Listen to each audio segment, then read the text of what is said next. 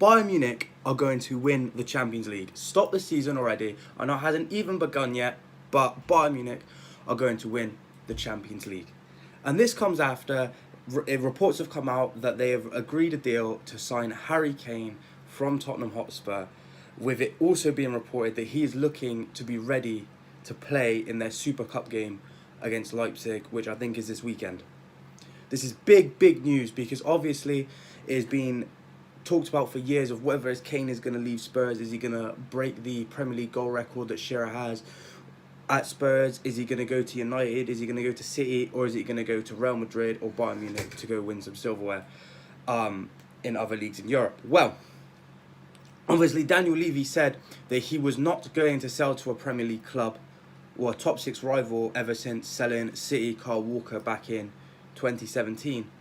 And well, it looks like he's sticking to that because obviously he rejected our pursuit of Kane 2 seasons ago when we were looking to sign him before signing Haaland, obviously. And then Man United were heavily linked with Kane, but it looked like the money they were willing to pay was not enough for Spurs.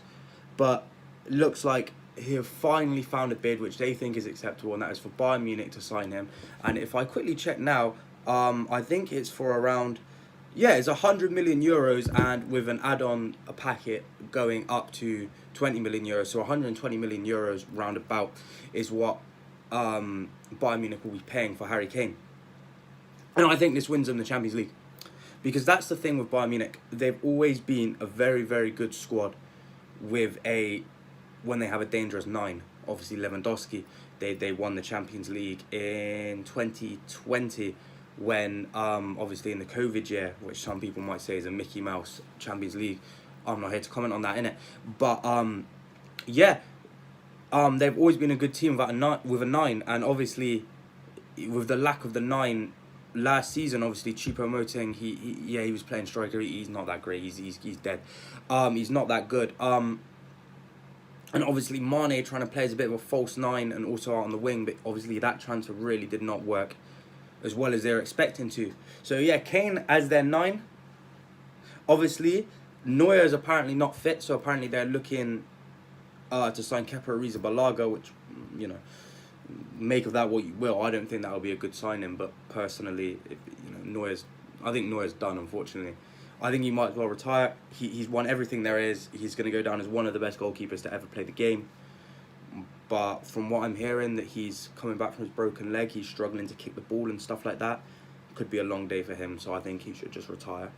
Or just, be happy to sit there and get the money as their second choice keeper or whatever. But yeah, and obviously, news also came out yesterday that Real Madrid will be without that octopus between the sticks, Thibaut Courtois, with him breaking his ACL. And I was thinking, yes, City, we're going to two-peat. We're going to go back-to-back on the Champions League, four-peat the league, all of this. Ferguson's legacy in the mud. No, because Bayern Munich are going to sign Harry Kane and they're going to win the Champions League. Mark my words. Harry Kane's going to win a treble the season after leaving Spurs. And it will be the biggest players to win a trophy since leaving Spurs there ever has been. But moving on from that, because obviously Premier League starts today as I'm recording this. My beloved Man City are playing Burnley at 8 o'clock.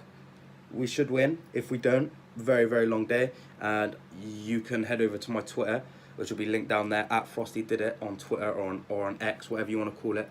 You'll probably be seeing some hot takes on there if we're losing. So, if you're watching this video while the game's on and you see we're 1-0 down, go check out my Twitter. I'm probably raging over there. But yeah, we're playing today, 8 o'clock. But the big fixture everybody cares about is Sunday. I think it's at 4:30. Chelsea versus Liverpool. And that's not only a big game because it's 2 top 6 clubs playing in the first game of the season. That is a big game because they're currently in a battle for Caicedo of Brighton right now, with Liverpool outbidding Chelsea and offering £110 million for the Brighton midfielder. But apparently he's now said to Liverpool that he only wants to join Chelsea. So, this is big. This is big. Especially if one of the teams gets a sign over the line today or tomorrow, then it's going to add that even more like tension into the game. Obviously, he won't be eligible to play, but, it's there. And although my only worry for the match is Chelsea and Liverpool, that is a bona fide 0-0 draw. I think the last 4 or 5 meetings, 2 cup finals were 0-0, with Liverpool winning on penalties both times. And the 2 league meetings last season were 0-0. Yeah, I think I know that. Yeah, I think they were all 0-0. So you know that game's dry. So yeah, we've got some news. We've got some more transfer news actually. That's what I was meant to say for Man City.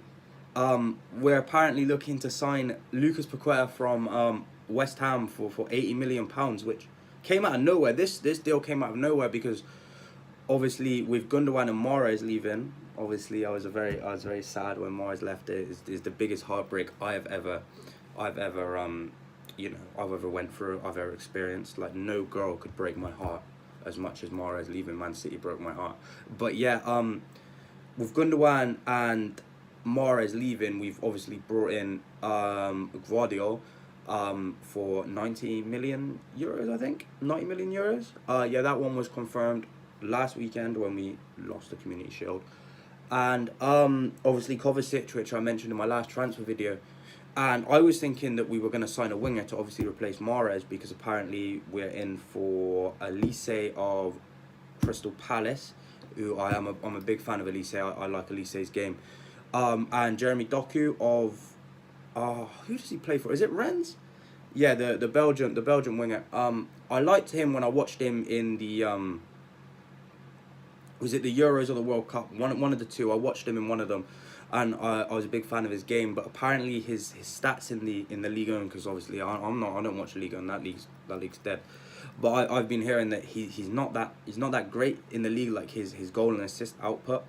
So you know, and obviously that's the big thing when replacing Mahrez. Mahrez was very big on the goals and assists. So we can obviously there's no point bringing in a winger that's good at all the technical stuff but doesn't have the goals and assists, because that's kind of what Grealish is like. That's kind of Grealish's role. So there's no point having 2 wingers that don't get goals and assists, because then where are the goals coming from? Because obviously we've got Haaland up top, but where's the support then going to him? So I don't know. I'd probably prefer Elise, I think, but obviously only time will tell on which one we sign, if we sign any, because apparently we are looking to sign a winger and we want to sign a winger. But whether that means we are going to sign one, completely different story, because you know what the City board are like. As much as everyone says we spend a lot of money, they're bare stingy. The amount of times we've been in for someone and like, yeah, we're not paying that amount of money. But most times it works out in our favour. I can't think of one where I'm just like, damn, I really regret them not paying that money. Because even with Van Dijk, it's not even that deep to me, because we ended up signing Diaz. Like at the time, after Liverpool won the UCL, it was a little. I don't know if it was when they won the UCL or won the league. Like obviously, there's not much time difference between them. It's only like a year. But one of them was like, yeah, no, we might have missed a trick here. We probably should have done that. But obviously, we signed Diaz. Him and Stones formed the partnership. You can argue whether you think Diaz is better than Van Dijk, whatever. I don't really care. But like what I'm saying is he's had the same impact on us as Van Dijk had on them. So it doesn't really matter.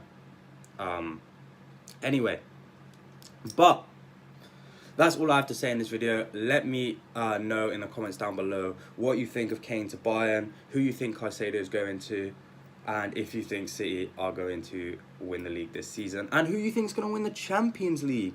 Because obviously I said it's definitely going to be Bayern, so you're going to have to hold me to that at the end of the season. But yeah, also comment down below what you want to see next. I am working on a few longer videos, like the ones, I say longer, they're probably like the same length as this video is going to be, but like a bit more in-depth story videos. I'm working on a few now, but also let me know down below what you want me to see me cover, because I can put these ones on hold if someone comes at me with a better idea. Also like the video if you enjoyed, check out the rest of the videos on the channel, and make sure to subscribe. It really does help the channel out. But I've been Nathan, and I'll see you in the next one. Peace.